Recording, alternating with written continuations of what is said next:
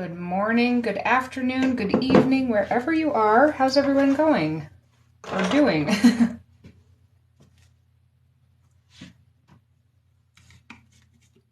Hello, hello. Oh, good. That makes me so happy to hear. I'm going to be using them today. Although I've got all sorts of colors in here that I don't want to use today, so I'm just going to clean up my palette while we're waiting for this to start. Hi, Kelly. Oh, that's so exciting. Where's everyone watching from today? Also, in case you don't have my paints, you can do this tutorial that we're going to be doing today with whatever watercolors you have. It's going to be pretty adaptable.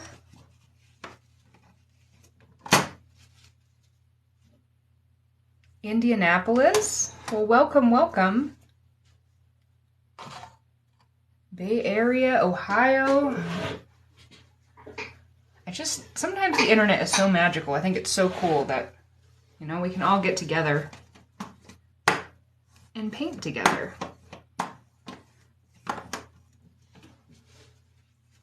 PA, Vancouver. Oh, hello, hello. Sorry, I'm running just about a minute behind of normal, so I'm trying to get it all set up.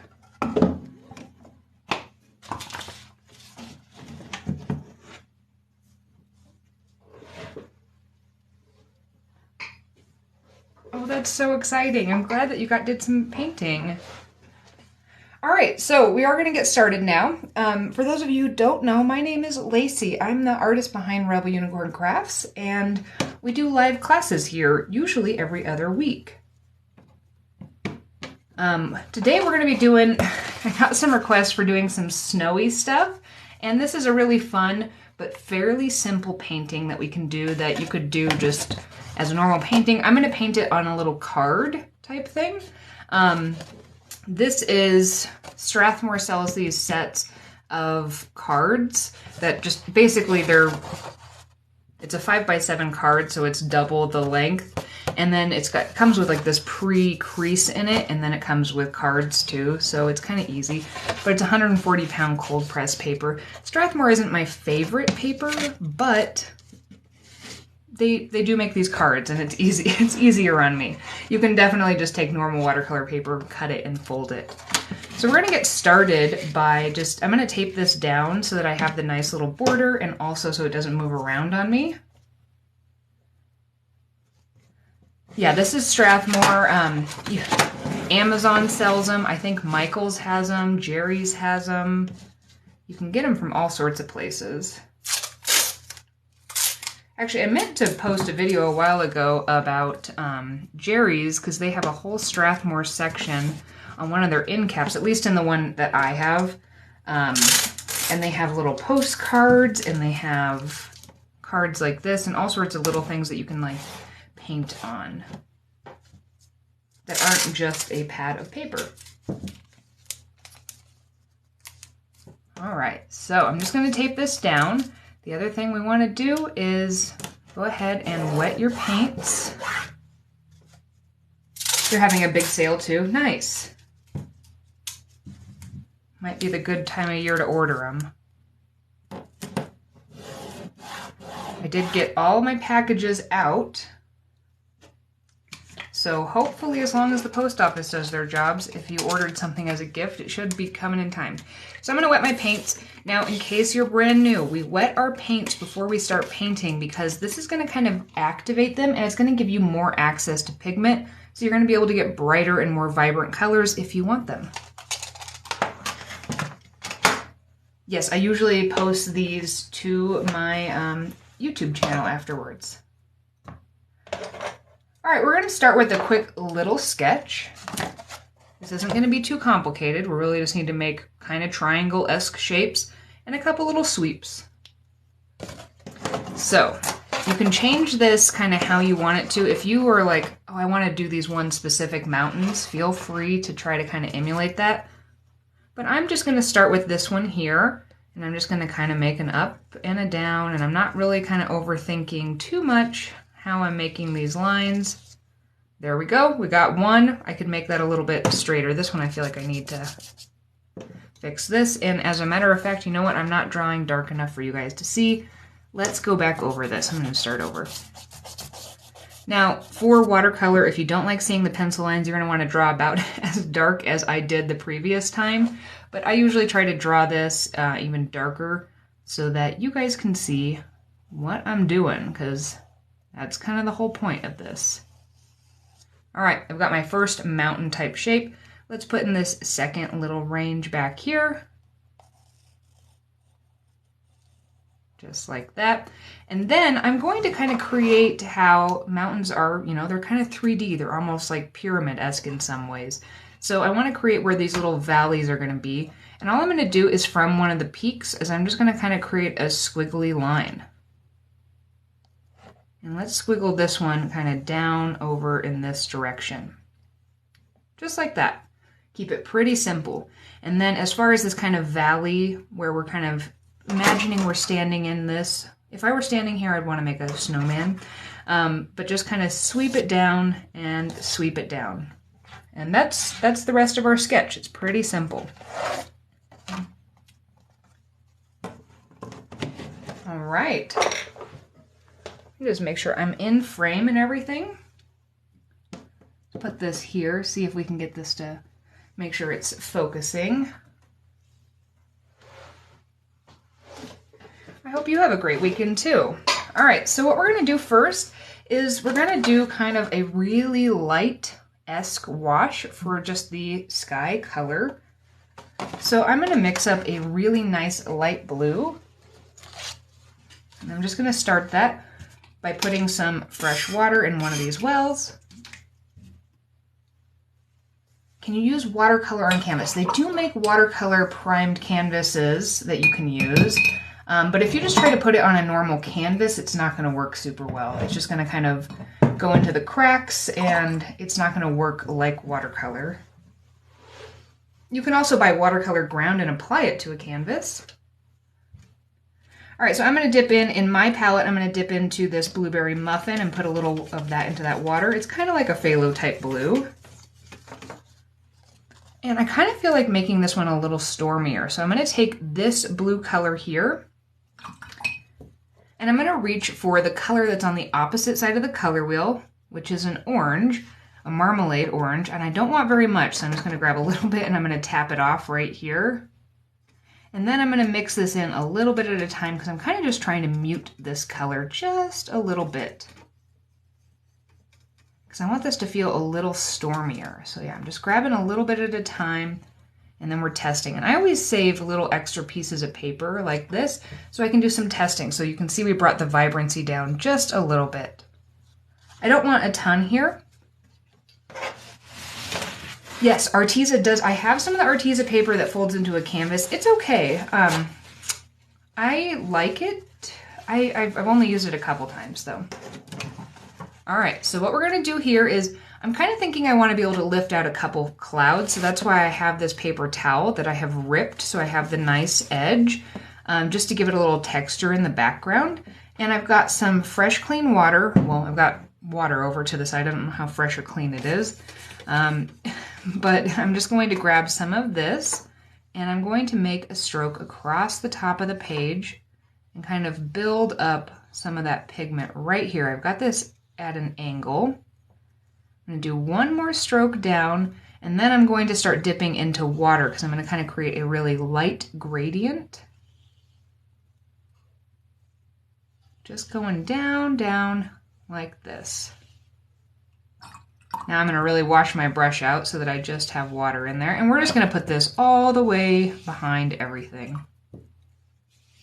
Or at least once we get it kind of thinned out to where it's not going to have a really obvious line. Just like this. All right. Now, while things are still wet, I'm going to just lift out a little bit of some cloud type shapes. This is kind of meant to be a little bit stormy, a little bit cloudy of a day. I just want a little texture. So I'm just going to lift out a little bit here. And there we go. We have our little sky. This is actually a pretty quick and easy tutorial. So if you're like a little intimidated, oh, Moogie's joining us. Got a little Moogie hair there. If you're a little intimidated, this one is not a bad one to start with, because it doesn't need to be perfect. And if you're having trouble with washes, if you lift out clouds like this, it'll kind of disguise any weird texture stuff you've got going on. Yeah, the palette I'm using is mine, but any palette will work for this tutorial. If you can't access mine or you just have other ones, totally you can use whatever you want for this one. You just need kind of a nice light blue color. It wasn't a cotton ball. What I usually do is I take some paper towels and I scrunch them up and then I rip it so that I get this kind of nice rough edge, which will create more less predictable lines. And if you don't have paper towels, you can, while things are still wet, you can take a clean brush and you can actually just lift color out this way with a brush. So that's another option.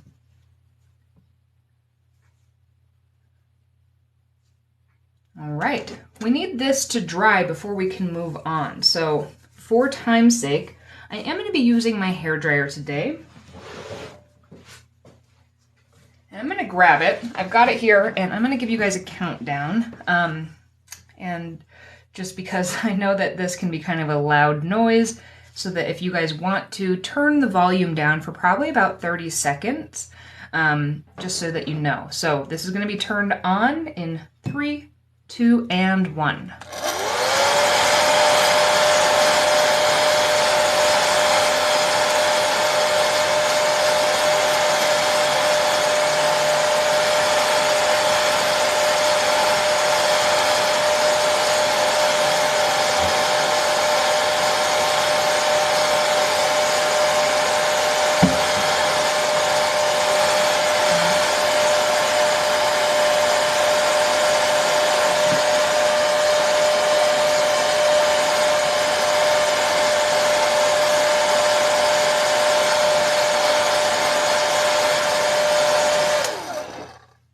And just like that, now we're ready to move on.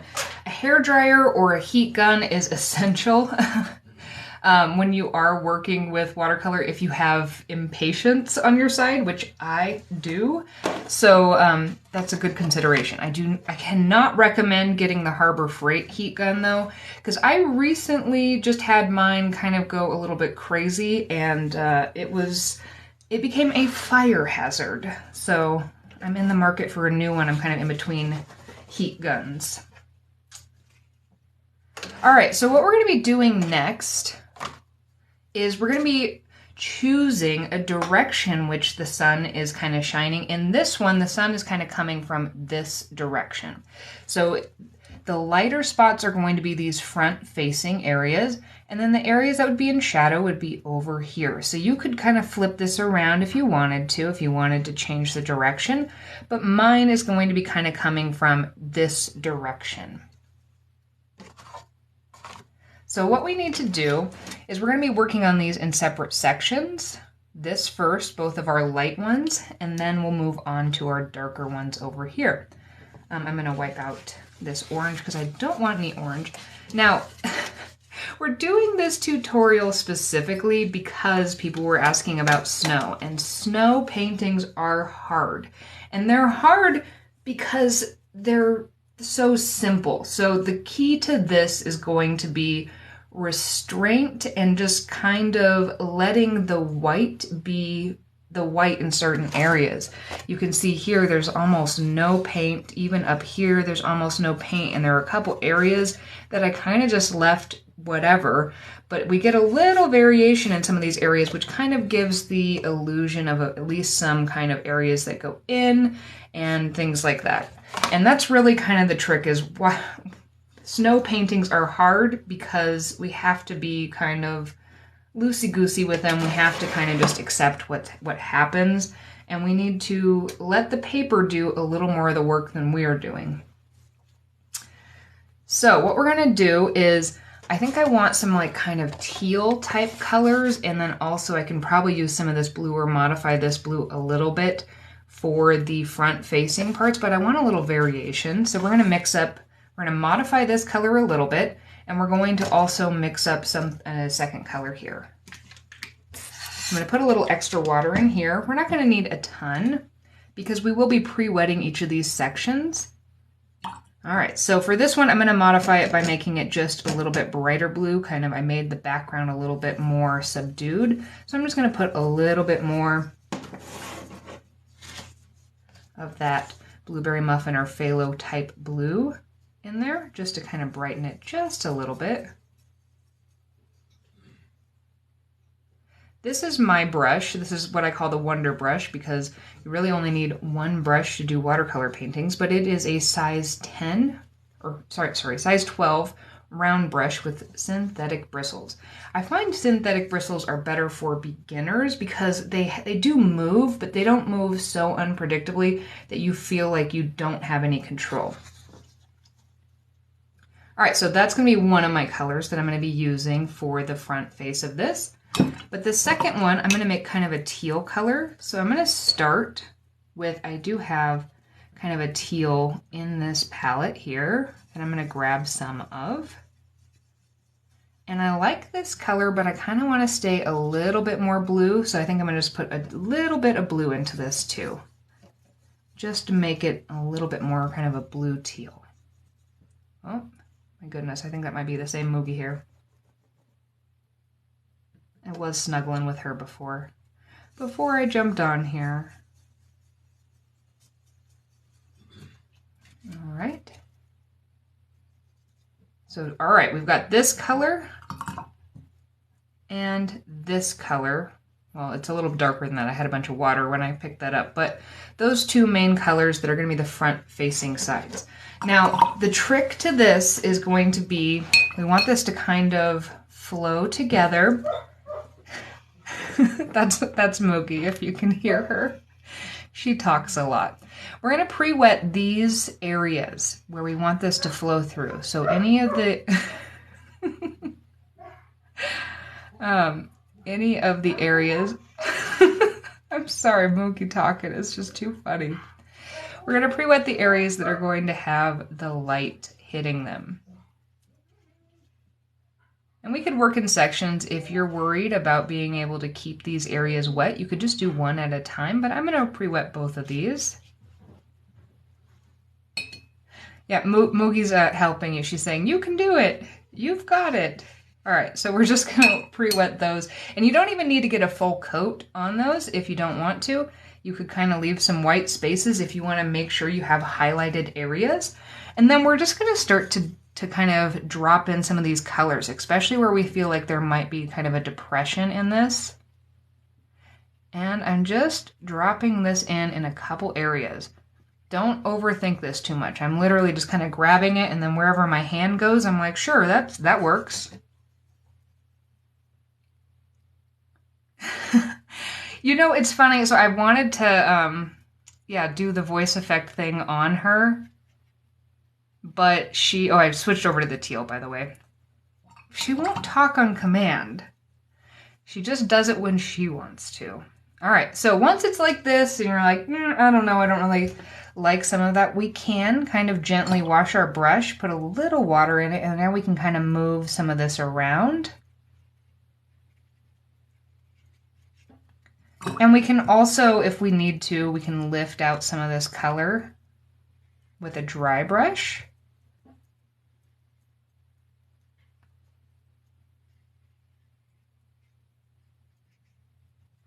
Just like that. And now I'm kind of feeling like I like this one in general. I want it to be a little darker down here though. And I also want this one to be a little darker. So I'm going to grab a little bit more of this blue. Just kind of drop that in, maybe just a little bit more right here. These are all going to end up looking a little bit different, and I kind of like that because it's like, even if I'm painting the same thing, maybe it's a slightly different day. Maybe the wind has slightly shifted the snow around. Hello, hello. The other thing I'm going to do once this kind of settles a little bit is I'm going to wash my brush. Because I don't want there to be a harsh line into the foreground, I'm just going to take some water and I'm just going to kind of wash my brush and then just soften this out, because we're going to add in more color down here, but it'll just kind of soften into there so we don't have these lines that we're kind of working against.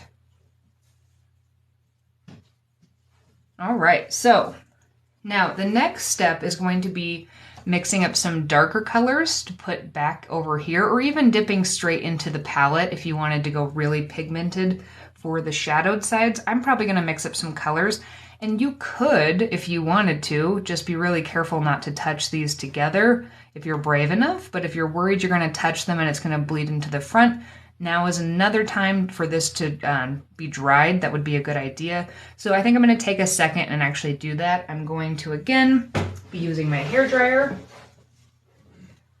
And again, if you are sensitive to noises, this is going to be turned on for about 30 seconds. So now is a good time to make your volume go down, and I'm going to turn it on in 3, 2, and 1.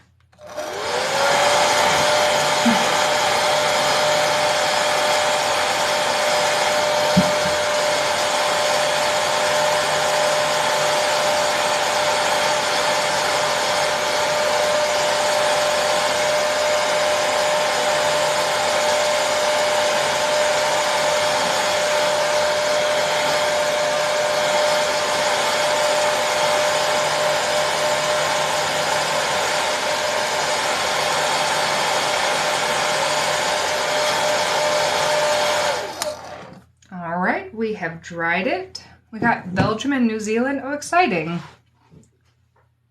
How do you keep the water from not moving off the mountain when you're drying? So I do usually wait until there's not any standing water.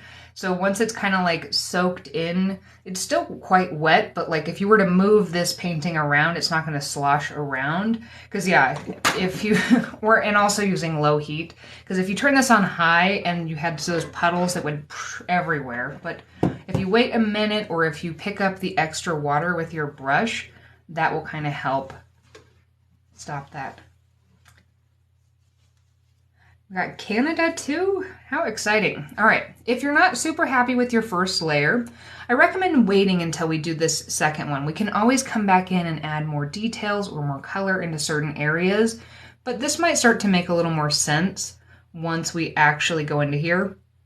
Oh, and I actually do still have a puddle of wet water right here. So we're gonna see something kind of interesting happen here. Now I'm gonna take, instead of just trying to take care of this, I'm gonna show you guys something.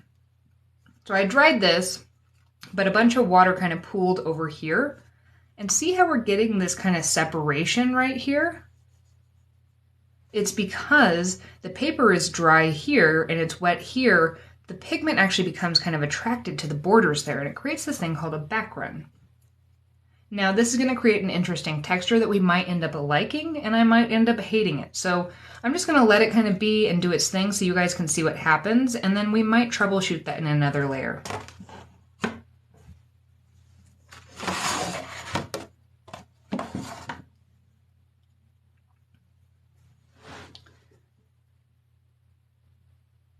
Yeah, so with watercolor, one of the things that people struggle with, especially when they start, is getting the level of saturation of color that they want. There's a couple things to keep in mind. One is it's going to dry a little bit lighter than when it's wet. The second is that I see people do, I'm just going to bring this in here, is when you're mixing up a color. So say you're trying to add more of this blue to this color. If you're constantly washing your brush when you're switching in between, you're actually going to be transporting a good amount of water into the color you're mixing with your brush. And what that's going to do is constantly lighten it. So as you add more and more and more, you're just going to constantly be lightening it. So if you are washing your brush in between switching colors, oops, just tap it off on a rag before you grab the next color before you move it in here. That'll allow you to get more saturation of the color, and you won't be watering it down kind of inadvertently. Hello to Tennessee. All right, so I'm going to darken these colors here. For this, I kind of want these to be a little bit more shadowed, so I want to hint to some of those darker or kind of black type colors or shadow colors. And we could do this a couple different ways. You could do what we did for the sky, where we kind of use the opposite, it's complementary color. But I think I'm gonna do kind of the lazy route today. And I'm gonna use, first I'm taking some of this blueberry muffin, which is more kind of like a Prussian or an ultramarine type blue, which is gonna just kind of darken it and soften that a bit. But I'm also gonna take some of this with a little water here. And I am gonna put some of this black in here just to kind of shadow it down. There's a lot of different answers to doing things in art. And whatever solution that you find works for you is the best solution. So there we go. I've got kind of a grayish blue color. I've got a darker blue color here. Maybe even a little bit more of that blue in there.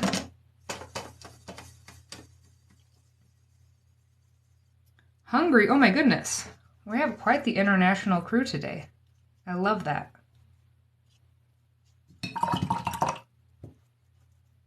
All right, so I've got that and that, and then should we mix it up and also have kind of a purple color as a shadow? Let me know what you think. Or should we keep with kind of the gray, blue, teal, gray color? Ethiopia, oh my goodness. I don't know if I've ever had anybody from Ethiopia join. Ireland? This is so exciting. All right, purple hint. Yes, we'll do a dark bluish purple color.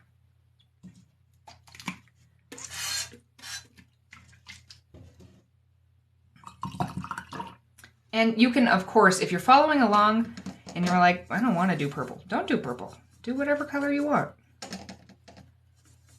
It'll still turn out beautiful.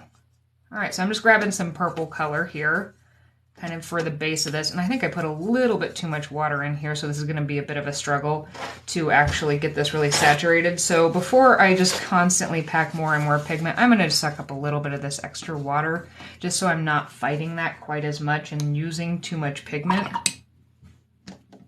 All right. There we go. We got purple, and then I'm going to grab some of this darker blue color right here. And let's test that and see if that needs to be more purple, or I like the color, but I think we need just a little more purple here.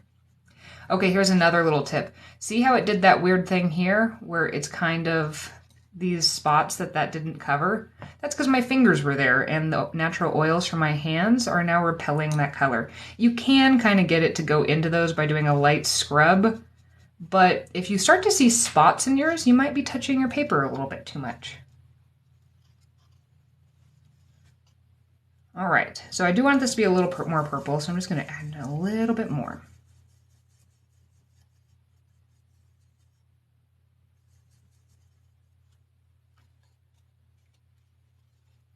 Oh, I need another little tester strip. There was a question about, ooh, okay, I like that one. All right, so here are the colors I'm going to be using for the shadow, just in case you're trying to keep track. So we've got kind of a gray blue, we've got a purple. I'm probably going to ignore this teal color because it's a little bit light, but I'm going to keep it in case I want to do anything else to the front part. And then we have this kind of darker blue. And you know, I'm probably also going to be reaching directly into this pan here of this darker blue color. So I'm going to make sure that this is right here. So I did not go to school for art. I always took art classes when I could for, you know, my undergraduate curriculum and stuff like that.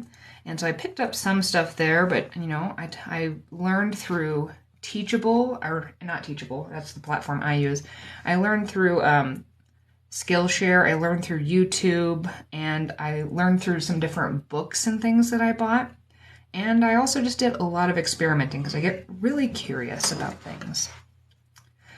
All right, so what we're gonna do is, instead of pre-wetting these, because I want these to be darker, I'm just gonna go in with some of this darker color that I put here. And if we don't go directly in the lines, it's okay.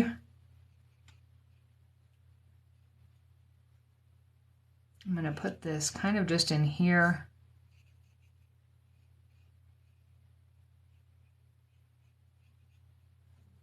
I'm also going to do one other little thing real quick, which is kind of hint to the shadow for here. So I've washed my brush.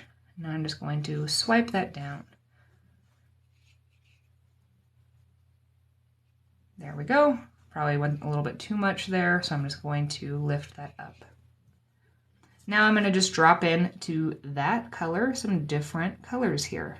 So this is going to do a couple things. It'll kind of create some of those little back runs, but it's going to give us some variation while it's still wet. Putting a little of that purple in there. And let's do a little bit more of that gray color. And since I wet right here, I now need to kind of be on guard to lift this out. So I'm just going to take a clean brush. And I'm just going to be kind of lifting this while everything is still settling down.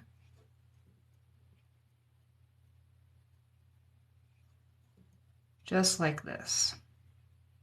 Just making sure that they kind of stay a little bit separated. It's okay if they kind of go together, but I didn't want it to go together as much as it was. And this is going to end up lifting a little bit of my background color there, but we might be doing a second layer in this in a minute.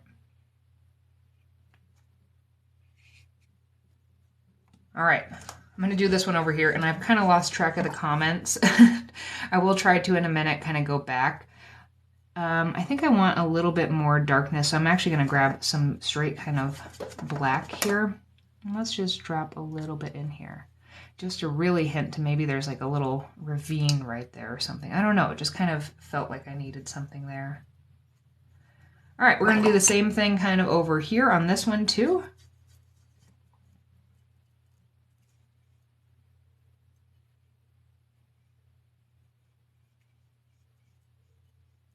And we're going to show one other little thing here too. So let's say you're on this one and you're like, well, this is still in shadow, but I want one part to be like less in shadow. Like maybe there's a little light shining on here. One fun thing we can do is put a little bit of water in our brush, and then we can kind of add that to up here, which might kind of keep that a little bit darker, but also bring a little white kind of peeking through the background. All right, let's drop in some of that purple. And then let's do some of this gray right here. All right, I'm going to leave that there. I think I kind of overthought this one a little bit more, and I think this one will end up actually drying a little bit better. We'll see. We'll see what happens. We're going to leave that as it is right now.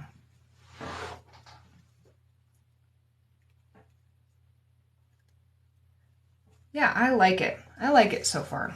All right, so what we're going to be doing next is going to kind of depend on how your painting is set up. So we've got a bunch of options on what we could potentially do next. What my feeling to do next is to kind of hint to these slopes here, right here, just to kind of get them in there. But that's also because mine aren't really touching these areas. None of my wet areas are touching these areas. If your wet areas are touching these areas, that could kind of cause some complications. So maybe we'll wait to do that, because our other options at this point are to try to redo some of these front areas or dry these and mess with these. I think what I'm going to do is, see that back run here? It kind of created like a little snow cap, but it's a little bit harsh and it doesn't really fit with the rest of the painting. So I do think I'm going to next, I'm going to dry this and I'm going to redo at least this face here, and we'll see how much we can kind of fix that. Plus it'll kind of show you guys how to do a little bit of troubleshooting. All right, so I'm going to use the hairdryer now, and again, if you are sensitive to noise, now is a good time to turn the volume down. We'll be turning it on in 3, 2, and 1.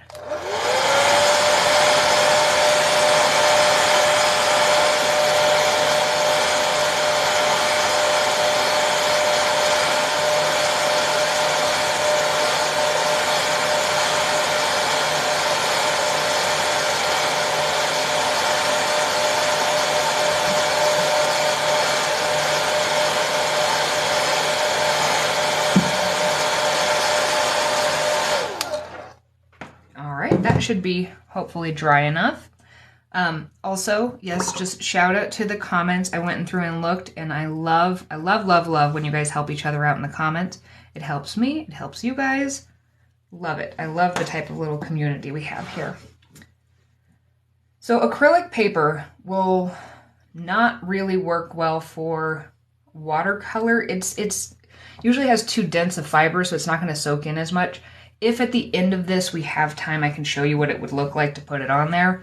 Because I have some acrylic paper that I paint other things on. All right, so what we're going to do next is we're going to try to kind of fix this area here. Let's say you had something similar going on. Here is how I would tackle this. I would start with some water, and right along the edge of that line, that harsh line that I don't like, I'm going to very lightly scrub. Very light. That's as much as I'm going to do. I don't want to overwork the paper too much, but it is going to soften that out a bit. And now I'm going to kind of just add in some more shadowing and maybe kind of try to hide that a bit, just with some very strategic shadowing. Just like that. And you know what? I think I'm going to leave that right there. The only other thing I might do is just soften this so I don't have that harsh line at the bottom. And just like that, you can barely tell that we had that little issue there. Acrylic works on watercolor paper, absolutely.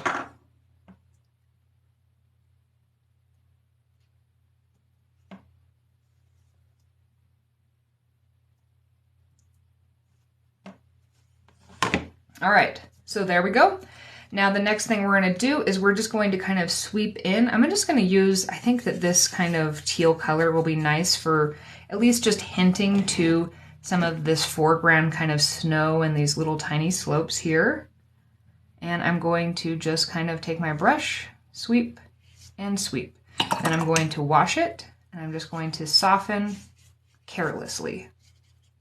Just like that. Like, I don't really care. It has been softened. And then maybe even just drop in a little bit of some different color.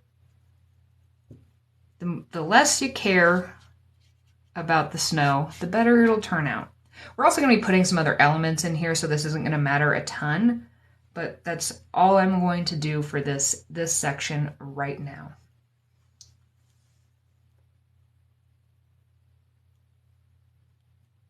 All right, trying to just for a second go back into the comments here.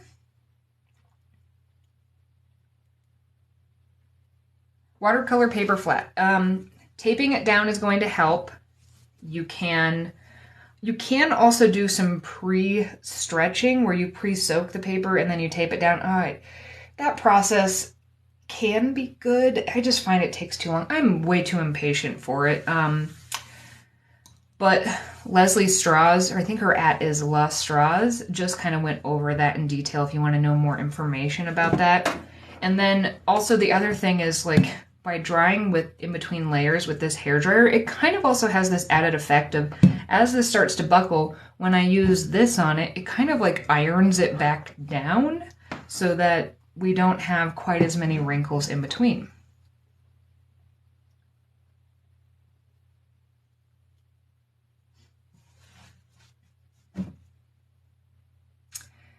People are talking about, can you put ink down first? And this is a really good thing to actually consider. So with watercolor, we're waiting for some of this to dry, and we'll come back to this in just a second, but let's take a quick break to talk about this. So I have 2 pens here. Both of these can be used in a watercolor type painting. However, there is a big difference at what point they can be used. This one is not waterproof. It's not water resistant. It's just a nice black pen that I like to use sometimes.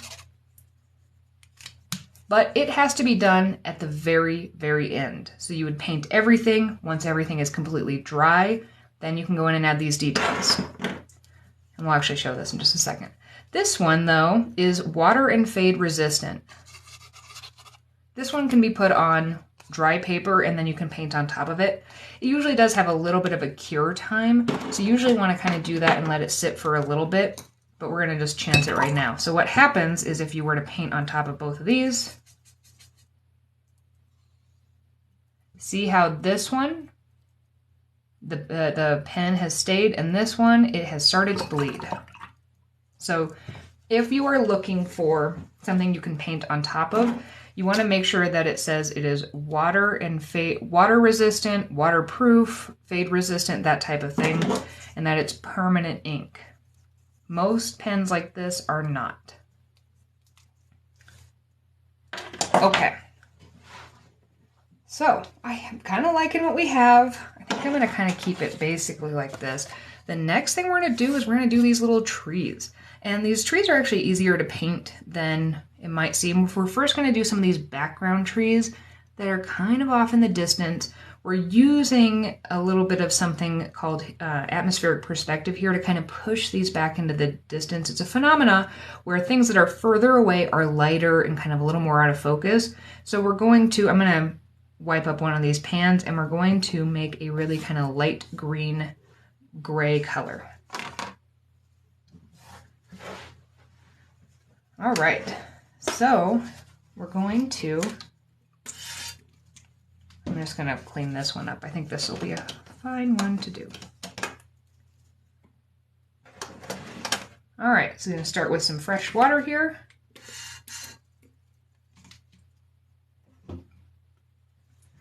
And then I'm just going to grab some different greens. I'm probably going to use a mix of this lighter green, the more army type green color, but I'm probably also going to put some kind of blues and grays into this, because I want this to be kind of a subtle color here.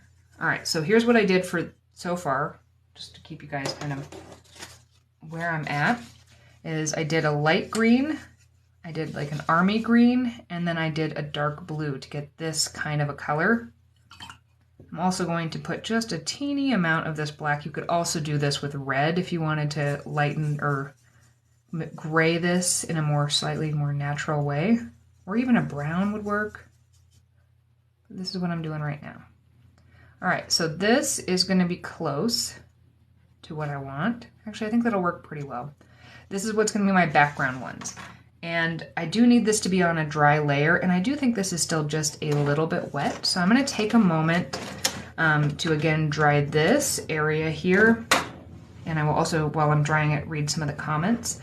If you are sensitive to noise, now is a good time to turn your volume down in 3, 2, and 1.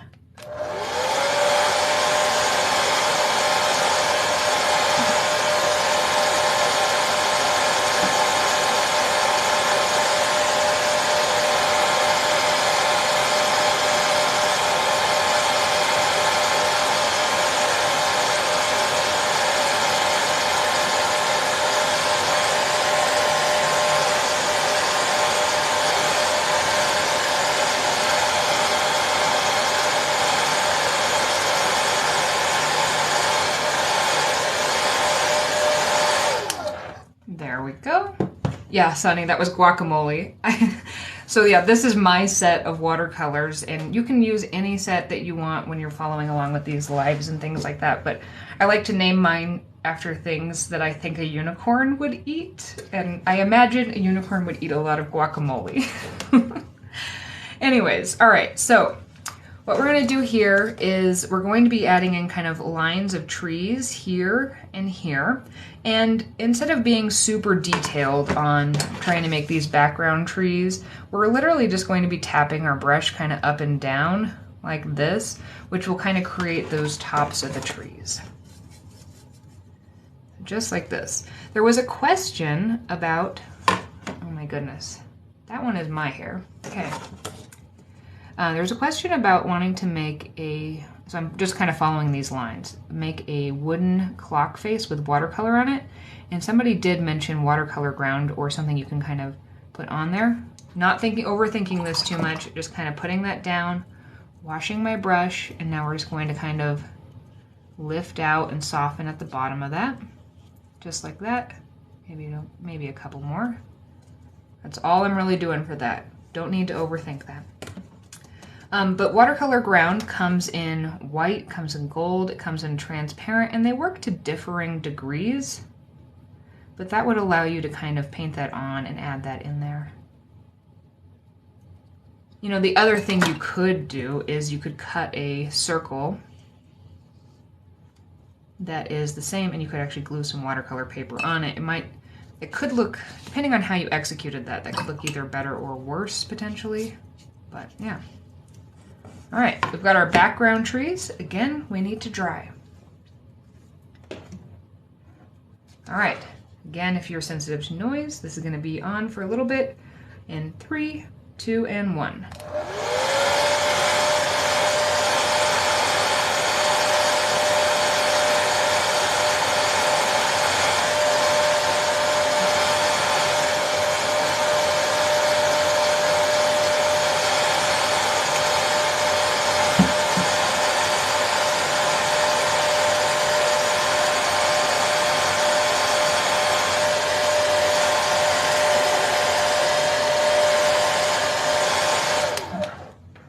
All right, that's pretty much dry. Probably needs to dry just a little bit more, but I'm gonna be mixing up some colors so it'll have enough time. What I'm gonna be doing next is we're gonna be mixing up this darker green color, and we need higher saturation. So again, I'm just going to preemptively take a little bit of this water out so I'm not like constantly having to add more and more pigment. And I'm gonna kind of use that same combination I used before, where I used the light green, the army green, and then this blue color. And yeah, mine have fun names. I do try to just kind of describe the colors, because again, I know not everybody can access these or whatever, and just to make sure I say it, in order to be part of this community, you do not need to buy my supplies. I like to have them because it is kind of fun to have a certain set of supplies that it's easier for me to troubleshoot because if I'm using the same exact supplies. But I do often do these lives with other brands and things I know are more available, just to make sure, because yeah, my goal is for you guys to paint and have fun and get creative and learn something. It is, I mean, it's a nice benefit to be able to also support myself, but that's not my entire, it's really kind of secondary to what I like about doing this. So yeah, I'm using these colors. There we go. Love it. Perfect. This is the green I wanted. Hello, hello. So I do sell my stuff on my website, but yeah, the transparent ground is fun. If you're looking for a white ground, because so Daniel Smith sells the ground and then also Core sells ground, but Daniel Smith is the one that has transparent. I don't think Core has transparent. Yes, thank you, Monica. Some of your guys' usernames crack me up. I cannot even remember. One of them the other day, I almost spit some water out when I saw it. I can't remember what it was. All right, I'm gonna do a little practice tree here just so you guys can kind of get an idea. These are another thing where like the less you think about it, the better they can turn out. It's just kind of like usually what I will start if I need a little guide is I'll make kind of a line, and then I'm just going to kind of tap my brush. Just, I mean, I'm kind of squiggling and tapping, and I'm just kind of letting it do what it wants to do. So yeah, this is one of those things, the less you think about, a lot of times people really try to like really over control, and like that can look neat too, but you can get really frustrated if it's not turning out exactly how you want. Like I'm already bored with that. Anyways, so just kind of tap your brush. I know that's like a really bad way to describe it. Just tap your brush, but try to kind of go with the flow of what your hand wants to do and what the paint wants you to do. So I'm just going to add in a couple of these. The way I added these in were kind of some coming off frame, plus there's a couple kind of maybe on this little thing that we'll add in here. And I also recommend just kind of taking a look at your painting and seeing like, do you feel like it needs it in certain areas? Do you feel like it doesn't need it in certain areas? For example, I kind of want to cover a little bit of this, so I'm going to make sure I put something right here. So I'm just going to go ahead and I think I'm in frame now. I'm going to make some little trees here.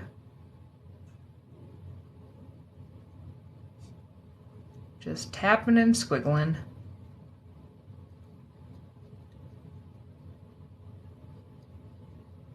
Err on the side of too little. You can always add more. It's a little bit harder to take it off. And try to vary the heights a little bit, you know, just to give it a little visual interest. Let's do one more here.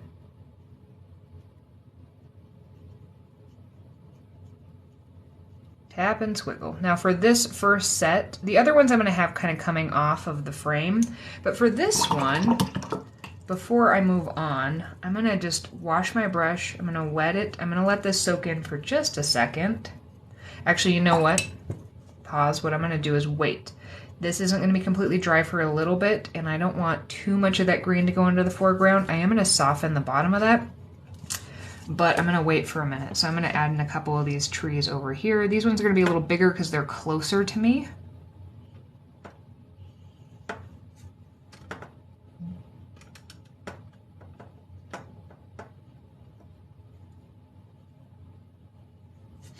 Now, there's another thing you could do too, is you can mix up this one color, and let's say you're like, I want there to be some variation. While it's still wet, you could come in here and grab a different color and kind of drop it in to get a little variation into these. You don't have to do that, but if you like that, you could, and that'll give us a little bit kind of difference in that. Let's make this one a little bit taller, maybe a little more sparse.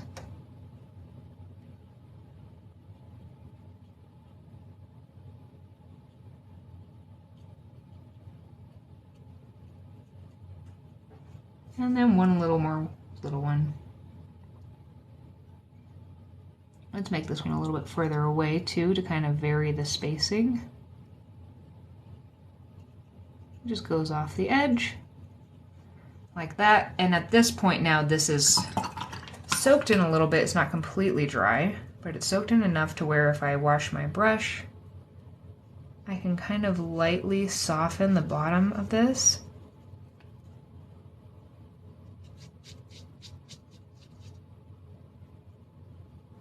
And then I'm going to drop in a little bit of some blue and gray right at the bottom just to kind of create a little shadowing. Just like that. Washing the brush and softening it just a little bit.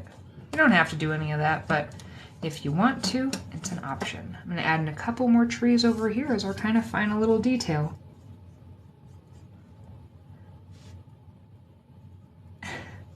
You were already cleaning your craft room. This is a sign. Yeah, you should definitely be painting today.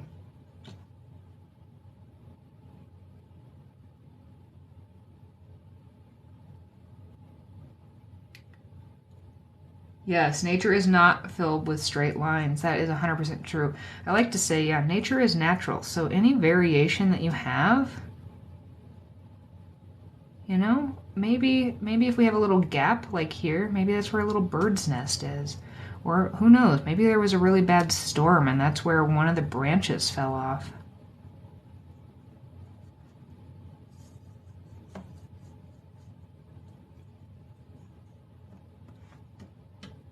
All right, just adding in a couple more trees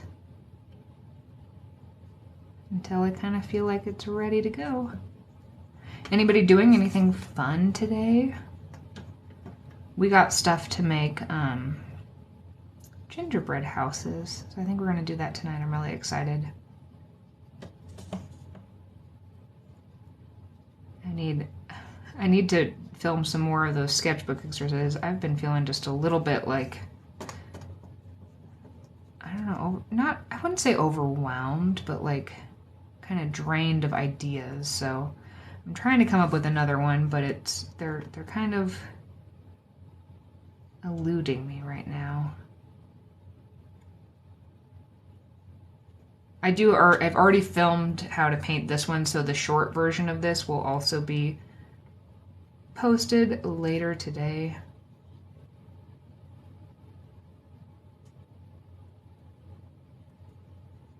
and also some other housekeeping. We probably won't have another one of these classes for about a month because the next Saturday that I would typically do this would be New Year's Eve, and I usually like to make a nice dinner and kind of chill out and stuff. So we're doing Christmas cookies. I ate cookies for breakfast because I did that the other day. Naps, love naps.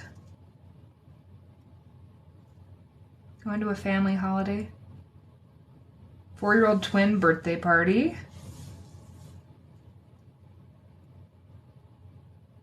Work in your pajamas, nice.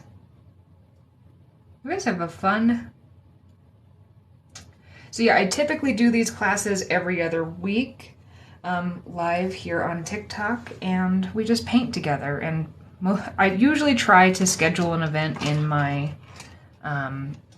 profile so that you guys can register for it. And all that registering for it means is that it just adds it to your calendar and reminds you that you have to go, so you don't forget it. But yeah, so we will be taking a little bit of a break for kind of the holiday season for me to kind of rest. And I have started, okay, one other piece of housekeeping stuff here is I have started editing. If you've already bought my Getting Started with Watercolor class, I had told you guys this last time I was on live, but I've filmed an additional lesson that I'm going to be posting soon. I'm about halfway through editing it. It's a really bright flamingo. And I've also turned on comments in my class. I didn't realize that was a thing I had to manually do. And so I was talking to Andrea and she was like, oh, I'm loving all the pictures I'm getting. I'm like, how are you getting pictures from your class? And she's like, well, they just put them in the comments.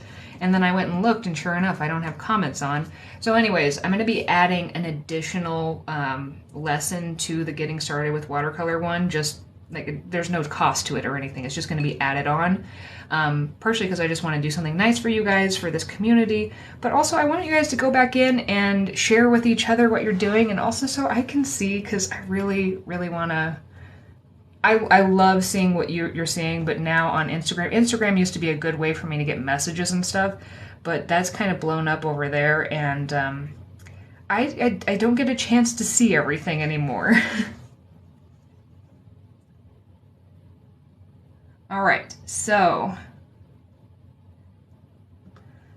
I'm letting this dry before I take the tape off so we can see, and we actually have a couple minutes here. So you know what I'm gonna do? I'm gonna go grab that acrylic paper and also a canvas. Does anybody want to see that? Do you want to see what happens when you put watercolor on paper or acrylic paper?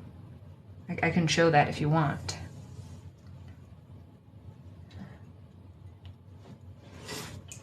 All right, I will be right back.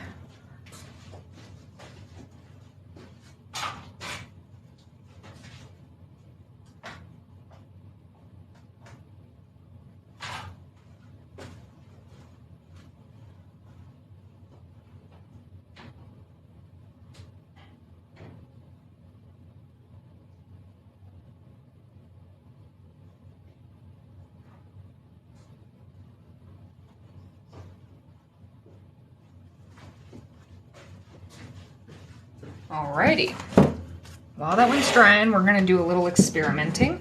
So here's acrylic paper. And there is a lot of different types of acrylic paper. This is just one of them. Okay, hold on, I gotta find a spot that I have not painted in. Started, okay. All right, here we go. So the grain of this, it's usually a little thicker, and actually I think I have a different acrylic paper too. Hold on.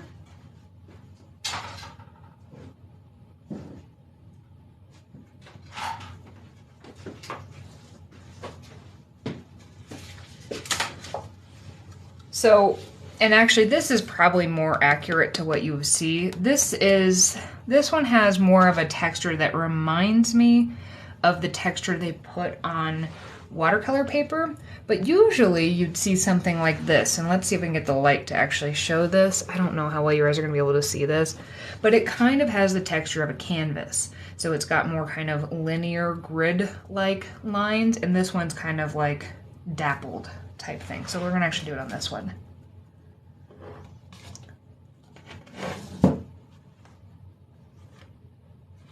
All right, so now to be clear, you can technically paint watercolor on this. It's just not going to work kind of the same way. I'm gonna do it on this one because it's a smaller page. When we put it on, it's going to really kind of sink in to a lot of those things, and it doesn't have like that same kind of nice, like where it kind of disperses. It's going to be a little bit kind of more harsh in essence. So you can paint on this, but it's not going to do you any favors.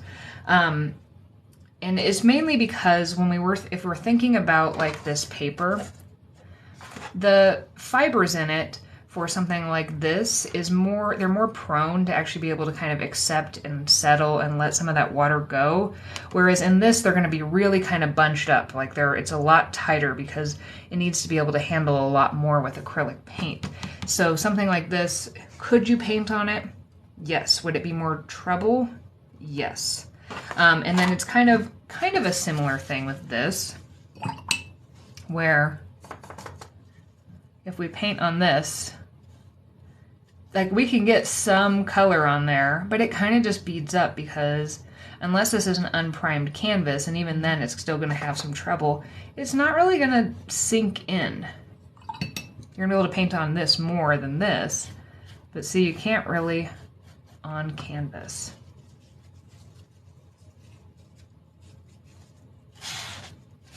Well, there we go. I'm just going to wipe that off. Now I can still use that for canvas. And it did stain it just a little bit, but I mean, that would be really frustrating to sit here and try to stain it a little bit at a time. Like that.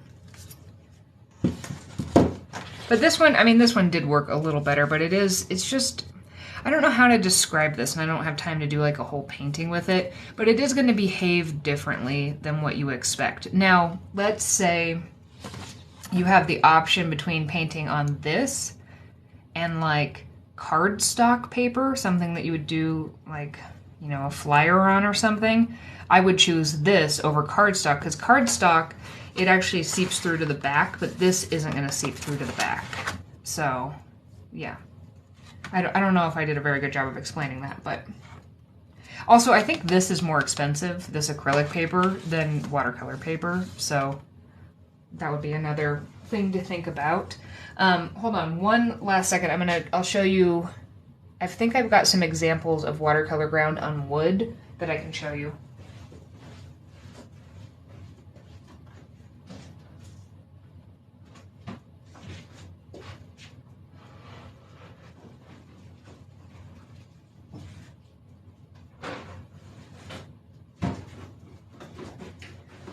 You guys have got me started on on art supplies, and now I'm obsessed because, you know, well, I've always been, but if you get me started talking about watercolor and art supplies, I cannot help myself.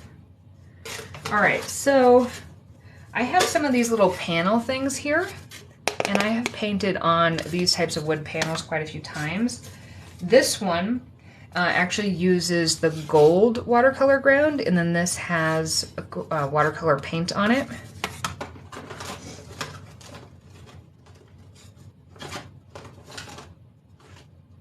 Let's see. This is what happens if you try to paint watercolor just on wood without anything kind of on the background. See how it just really settles in? You can definitely stain it, but you're not going to have a lot of control. The grain is going to take this wherever it wants to go.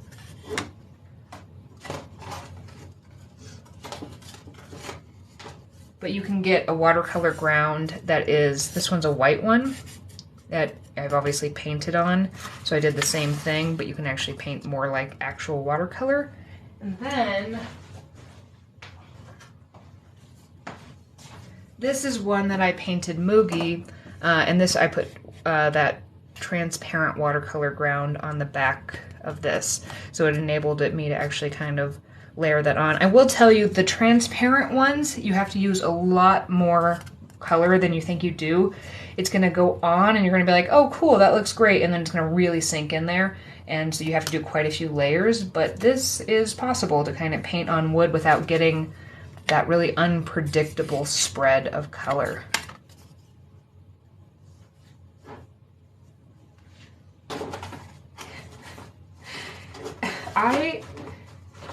I keep archives and archives basically of all the different little experiments I have done, and I have done quite a few. So the right and the left, so this one is just on wood and it just kind of soaks into the grain. This one has something called watercolor ground. And let's see if I can find that to show you guys what that looks like.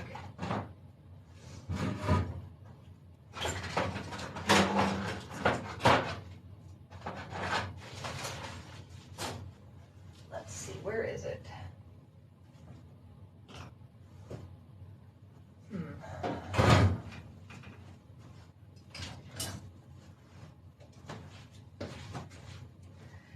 So watercolor background, they've got transparent, they have gold, they actually have a black color, and then they have a white color. Daniel Smith is the one that has all the different ones. Core has just the white one, and if you're going for white, I actually think this one works a little better than the Daniel Smith, but they don't have as many options for the other stuff. And the Daniel Smith one still does work. I just like the texture of this one a little better. So it's not the same as gesso. It has a similar texture to gesso, but it actually has, I believe, some paper pulp in it so that when it dries, it can absorb some of that. You might be able to paint a little bit on gesso because it is kind of porous, but this works a lot more like paper than something like gesso.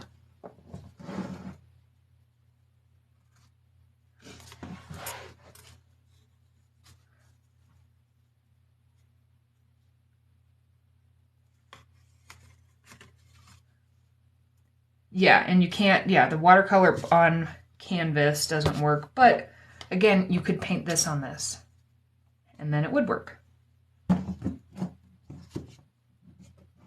Alrighty, guys, I think that's it for me. I'm gonna go make myself some breakfast, because cookies were delicious, but they're not quite breakfast. I hope that everybody has a really good day, good weekend. If you're celebrating any of the holidays, I hope that you guys have lots of fun and enjoy all the traditions that you do. Eat lots of good food, stay warm. Oh, I'm sorry, yeah. My bad. You guys got me going on art supplies and I got very distracted. Two things. There was somebody talked about tape earlier that I totally forgot. This is just a very basic masking tape. You can do a couple things to get this off without ripping your paper. One is just simply when you take it off, pull it at an angle like this, instead of like that. That will help kind of reduce the amount that might rip. The other is you can heat it up with like a hairdryer or something, and then the adhesive kind of releases on it.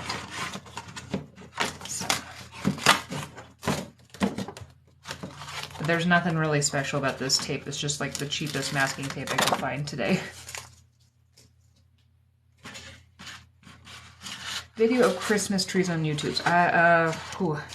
It would have been sometime last year. I'm not entirely sure. I'll have to look into that.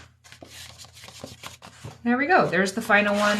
This is our other one that I based it on. This is the one that you'll see in the short tutorial that'll be posted. We made a couple little changes, but it's kind of in the same vein.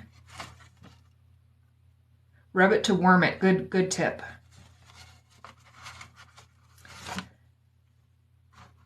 Oh, and if anybody is trying to do this later, if you needed to do, I'll give you just a second if you want a screenshot in case you're like, I want to try it later, but I want to make sure I have this sitting next to me. You can do.